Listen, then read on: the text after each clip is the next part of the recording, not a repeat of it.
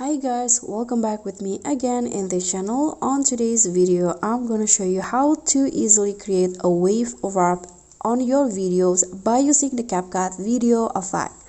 So here, just add the clips that you want to edit and go to the video effect.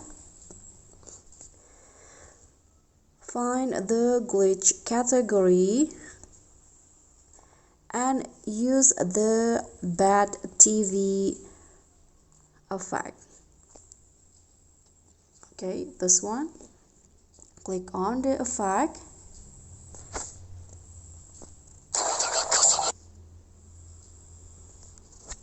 Okay, and then just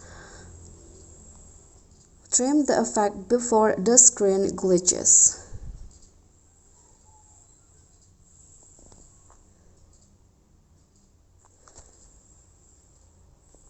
Okay, this one, trim it here like this, and now add keyframes at the beginning and also the end of the effect.